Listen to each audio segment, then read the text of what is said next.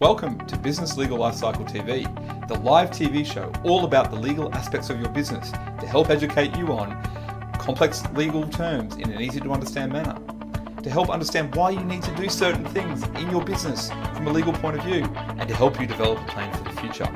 Our mission at Business Legal Lifecycle is to help empower all small to medium-sized businesses around the world to get access to legal advice so that they can help build their communities and make the world a better place.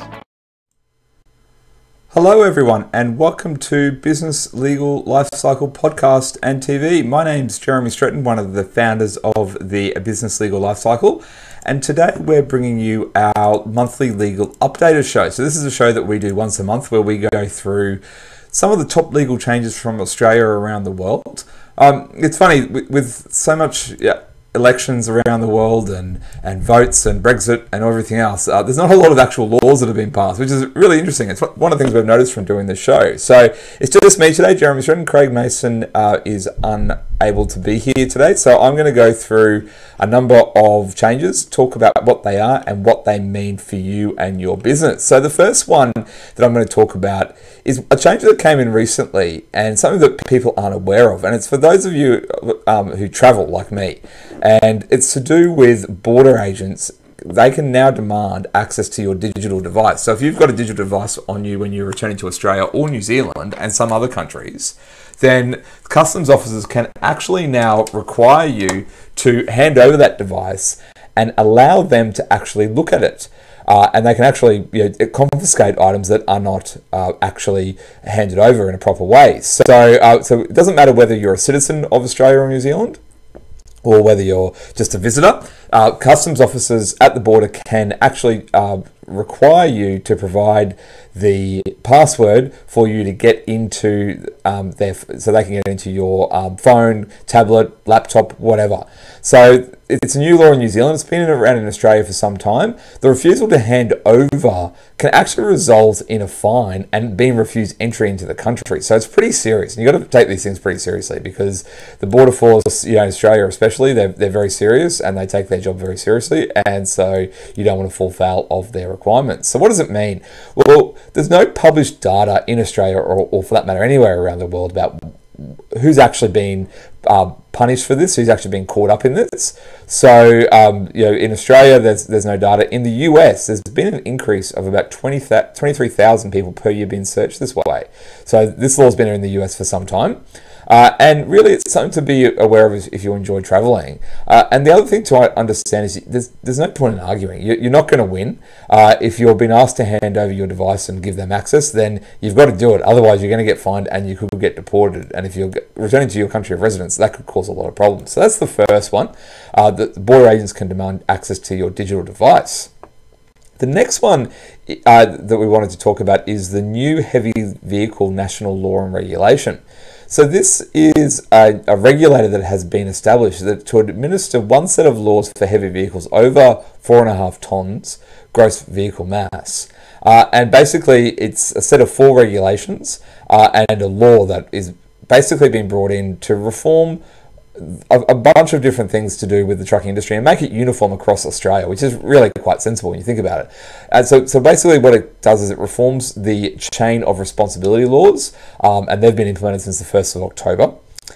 There's some changes that the timing has yet to be confirmed by the Queensland Transport and Main Roads Minister.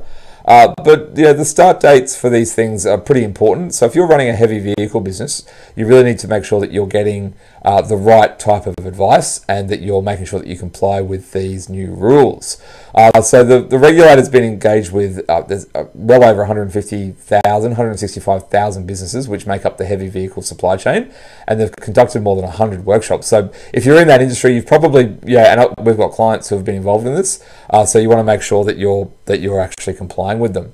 It's a significant leap forward is what it's been described as, in recognising everyone in the heavy vehicle supply chain and recognising the fact that they've got a role to play in ensuring people's safety.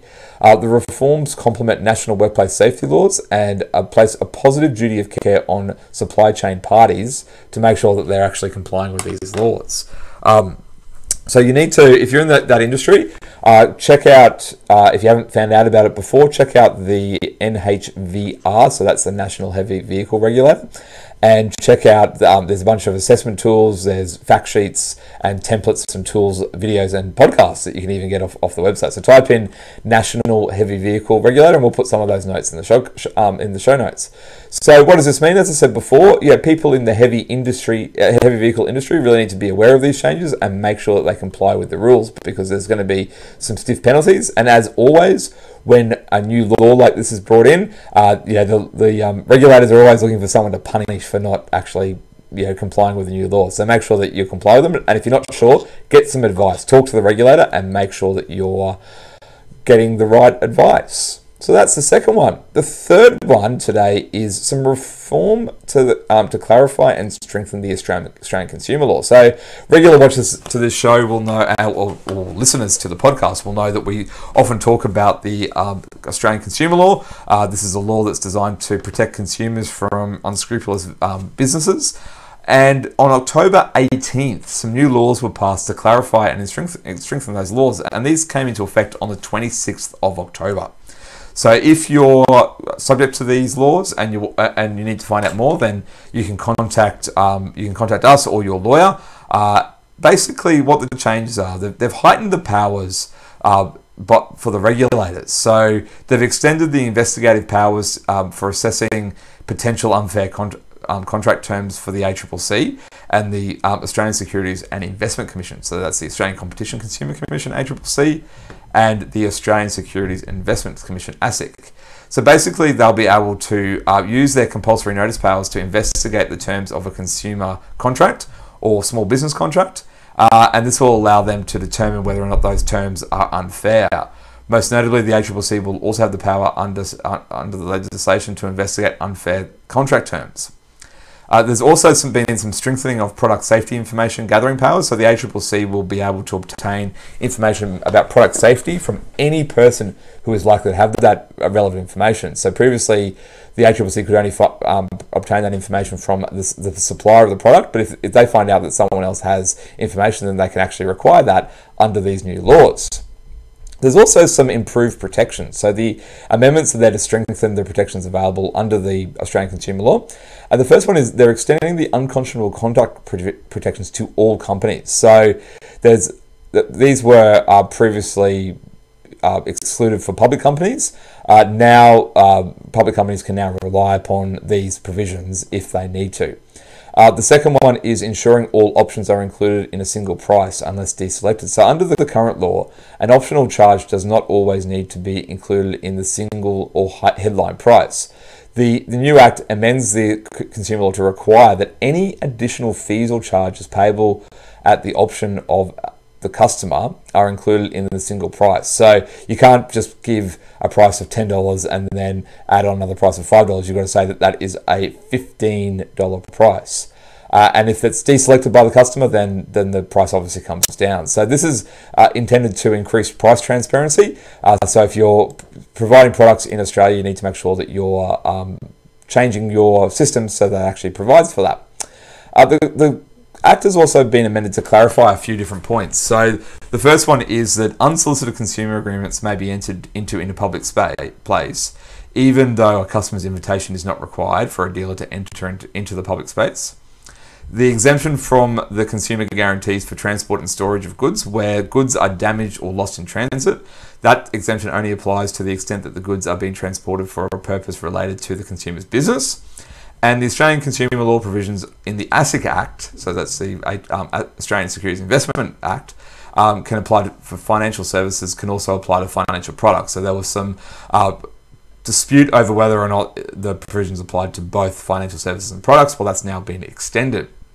There's a few other little changes. There's some ease of some evidentiary requirements for private litigants by enabling litigants to rely on admitted facts. That's really a lawyer thing, but just know that it's becoming easier to provide evidence. Also, they've allowed third parties to give effect to community service orders under the ACL, where a trader is in breach, is not qualified or trusted to do so, and they've amended the ASIC Act to address some inconsistent terminology. And that happens quite often when they bring in new laws that have far-reaching implications that they might need to do that. So look, there's a lot in that. You need to be really aware of these changes. These are really important. The Australian consumer law is something that needs to be taken very, very seriously, and you need to make sure that you comply with its requirements. It's not an excuse to say that you weren't aware of them. So if you're concerned that any of these changes might apply to you, then please get some legal advice. Just going to have a drink of water for those listening on the podcast. So the last part that I'm going to talk about is the news from ASIC and the ACCC. So this is in addition to that point. So two men, Eustons and Cameron Sense, have been ordered to pay penalties totaling $60,000 for contempt of court. So this is from the ACCC. The federal court found that this was an appropriate penalty after the father and son admitted to nearly 500 charges relating to freezing orders issued against them and their companies. The defendants breached these orders and therefore were ordered to pay for these penalties. $60,000 is a significant penalty, and you can see that the federal court and the ACCC are showing how seriously they're taking these matters. The next one is ASIC, and that's ASIC have banned a former Perth Financial Services and Credit representative, Annabelle Martinic. Mr. Martinic was a director of a company, M3 Building and Construction, between late 2013 and April 2016. In that time, ASIC found a total of over $1.1 million in unauthorised payments were made to his personal account. So, as you can imagine, ASIC, once they found that out, have decided to permanently ban that individual from being involved in the industry, which is a good thing. The next one is Equifax, formerly Vader Advantage, has been ordered to pay $3.5 million in penalties for misleading and deceptive conduct, and as well as unconscionable conduct in relation to credit report services. So Equifax has actually admitted to breaching the Australian consumer law, which we talked about before, in 2016 and 2017, when its representatives made false and or misleading representations to consumers during telephone calls. Equifax told consumers that its paid credit reports were more comprehensive than free reports that it had to provide at law, when in fact they were the same thing. So you can see that the ACCC has taken that very seriously and imposed a very significant penalty against Equifax for misleading consumers, which is a good thing. The last one is about Lloyd's Auctioneers, and so this is from the ACCC. They've been ordered to pay penalties totaling just over $37,000 by the ACCC after 3 infringement notices were issued for allegedly breaching excessive payment surcharge laws. So anyone who's a regular to the show will know that we've talked about this before. Part of the ACL and the new regulations that have come in the last few years have said that if you're going to charge someone a credit card fee, you better make sure that you charge the actual costs that you're being charged. If you're not, then you're going to get pursued by the ACCC. And from September 2017 to March 2018, Lloyd's were charging a 2.25% surcharge when making credit or debit card payments online for auction items. And the ACCC considered these excessive because the fee was higher than what Lloyd's was paying of 1.43. So you can see, that may sound like a small difference. It's less than 1%, but that adds up over time. And the ACCC is saying, well, the law says that we don't have to allow you to do that, and we can stop you from misleading your consumers. So that's what we're going to do. Thank you for joining me today. As I said, my name is Jeremy Stretton. We'll be back on Monday with our next show. Today's show was 148. For those who check out the show notes, you can go to businesslegallifecycle.com.au/148 for the show notes. If you've got any questions, feel free to email us at lifecycle@jeremystretton.com or make comments wherever you're getting this video. If you are liking our content, please like it and subscribe on iTunes, and please rate and review us. We don't ask that very often, but if you are liking our content, please rate and review us, so that'll help people actually find our content. And finally, we're playing this on the 8th of November. It'll go live on Apple Podcasts on the 9th of November. On the 27th of November, for any of our listeners or viewers in the United Kingdom, please go to businesslegallifecycle.com.au/UK launch. All one word, UK LAUNCH. I am flying over to the UK to launch the UK version of my Amazon best-selling book, The Business Legal Lifecycle. I want to get as many people there as we can. If you're a fan, if you know what we're doing, if you want to find out more, I'll be there for 4 nights, and so the 27th of November. It's at one of the WeWorks in Shoreditch. You can see all the information if you jump onto that UK launch party page. That's businesslegallifecycle.com.au/UK launch. That will it will redirect you to the Eventbrite page, and we've got some pretty cool speakers coming on that night. So we've got the CEO of Eventbrite in the UK, Joe Crouch, and a bunch of other people. You can see all the details, and we'd love to have you there. Bye for now, and I'll see you on Monday with our next Fast Fix Monday. Thanks very much.